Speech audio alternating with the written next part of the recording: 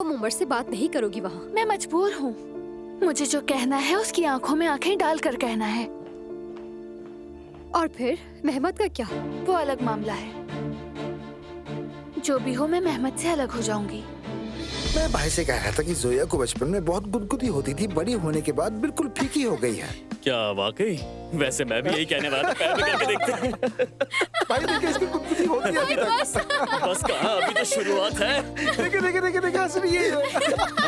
उमर साहब के लिए कमरा तैयार करवा रहे थे। अगर वो यहाँ रुक गए तो नहीं रुकेंगे, और आप इस मामले को मजीद मत छेड़ें। देख लेना, तुम्हारी ये बेफिक्री मुझे मार डालेगी। बेटा, अगर वो यहाँ टिक गया तो हमारे लिए अच्छा नहीं होगा। अगर तुमने उस लड़के को छोड़ा तो समझ लेना तुम्हारी माँ भी मर गई। क्या मतलब, फिर आप उससे मिलेंगी नहीं? नहीं, देखना इस वजह से मुझे हार्ट अटैक हो जाएगा। ऐसा देखो, ठीक है, मुझे अंदाजा है तुमने मेरी कॉल्स क्यों नहीं उठाई, लेकिन प्लीज मेरी बात सुन लो। हमने सोचा तुम्हारे पास शायद शाम के लिए कोई मौजू लिबास ना हो, तो हमने कुछ एहतमाम किया है। नायला साहिबा, मेरे पास कोई बहाना नहीं चलेगा, तुम मेरे साथ चलोगी।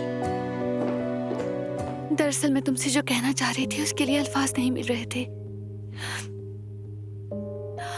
मेरी जिंदगी में पहली बार चचा जान के कहने का मतलब ये है कि तुम अब यहीं रहोगे उमर? लेकिन हम सब तो जानते ही हैं कि इसका नतीजा क्या निकलेगा, है ना?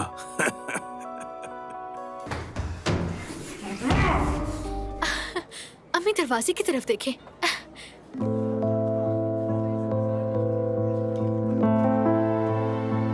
अब चूंकि हम सब यहाँ इकट्ठे हैं तो मैं ये चाहूंगा कि आप दोनों शादी की बात तय कर लें। जरूर, मुझे ये रस्में बहुत पसंद है, चाहे रस्मी तौर पर ही सही, एक बार बात जरूर हो जानी चाहिए। बच्चों के लिए? सर, ये आपके लिए है।